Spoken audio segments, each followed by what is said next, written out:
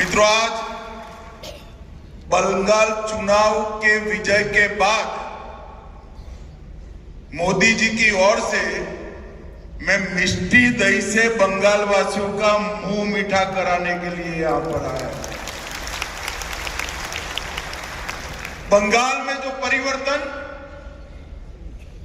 बंगाल की जनता ने किया है, वो परिवर्तन आजादी के बाद के सभी राज्य के विधानसभा चुनावों से एक अलग प्रकार का परिवर्तन। बंगाल जैसा राज्य जो देश के हर क्षेत्र के लिए एक ज्योति पुंज के समान होता था।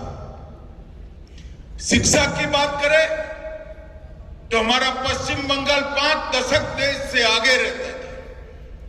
आजादी की लड़ाई हो, यहीं से एक बढ़कर आजादी की लड़ाई के सेनानी बंगाल ने थे।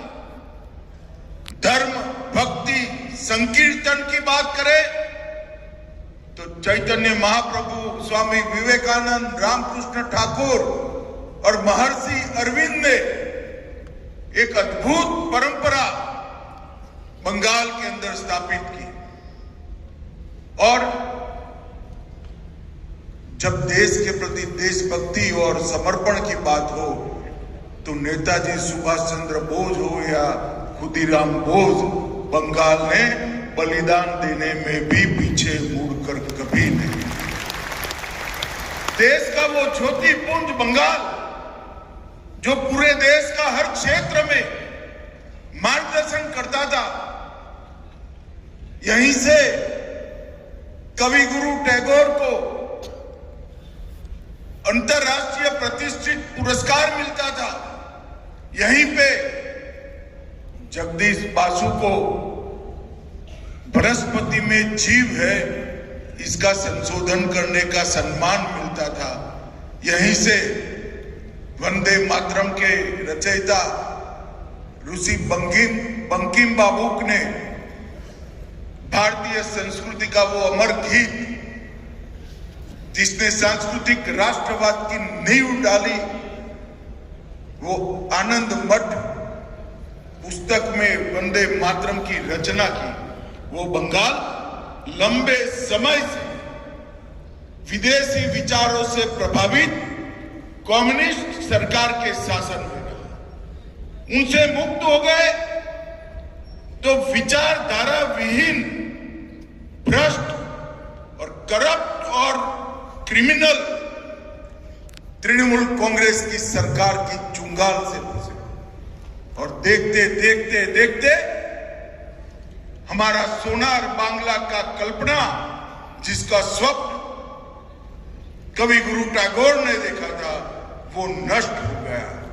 आज मोदी जी की एक अपील पर 10 साल के संघर्ष के बाद 16 से 26 आज शुभेंदु जी के नेतृत्व में भारतीय जनता पार्टी की सरकार बनाकर फिर से एक बार सोनार बांग्ला का आंदोलन यहां पुनर्जीवित हुआ। मैं बंगाल की समग्र जनता को भरोसा दिलाने आया हूं। भारतीय जनता पार्टी ने पूरे लंबे चुनाव अभियान के अंदर जो एक वादा किया था और सोनार बांग्ला की संकल्पना को बंगाल की जनता के सामने रखा था, वो सोनार बांग्ला की संकल्पना को जमीन पर उतारने का काम मोदी जी के नेतृत्व में भारतीय जनता पार्टी का एक कार्यकर्ता करेगा। और समृद्ध, शिक्षित, सुरक्षित और संस्कृत पश्चिम बंगाल की रचना भारतीय जनता पार्टी की सरकार के कालखंड में होगी। मित्रों, आज यहां पर बंगाल के किसानों के लिए बहुत बड़ा दिन है। आज बंगाल को विश्व का सबसे बड़ा दही उत्पादन का प्लांट का अमूल ने आज भूमि पूजन किया है। 10 लाख लीटर दही, दूध, उसका प्रोसेसिंग ये प्लांट के अंदर होगा। 1,20,000 छोटे छोटे दुग्ध उत्पादक, पशुपालक इसका फायदा प्राप्त करेंगे। मैंने तो वैसे ही बात करा था मुख्यमंत्री जी को कि मुख्यमंत्री जी आप 15-15 एकड़ के 2 टुकड़े दे दीजिए तो हम पूरे पूर्वी भारत के दूध उत्पादक की सारे उत्पादन की सारी व्यवस्था यहां से करेंगे। एक जमाना था मुख्यमंत्री को पत्र लिखते थे तो कहते थे हम गुजरात को घुसने नहीं देंगे। अरे भाई, ये गुजरात के लिए नहीं है, बंगाल के पशुपालकों के लिए है। इतनी समझ नहीं। और परिवर्तन देखिए, मैंने गाड़ी में जाते जाते शुभेंदु जी को कहा, उन्होंने 30 एकड़ भूमि निःशुल्क अमूल फेडरेशन को देने का मानकर यहां 2 बड़े प्लांटों का इन्वेस्टमेंट अपने यहां ला दिया। इससे और 2-2.5 लाख पशुपालकों को दूध का ज्यादा से ज्यादा रेट मिलने का काम होगा।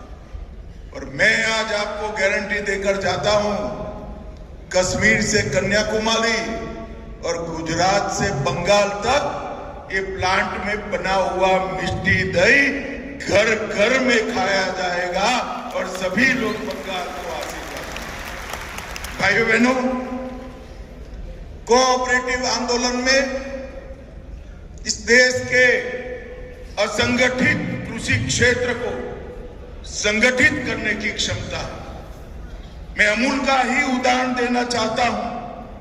आज जिन्होंने यहां पर इतना बड़ा काम किया है, आज वो विश्व की नंबर 1, मेरी बात ध्यान से सुनना, विश्व की नंबर 1 कोऑपरेटिव सोसाइटी बनी है, जिसके अंदर 36 लाख महिलाएं अपना दूध रोज देती है।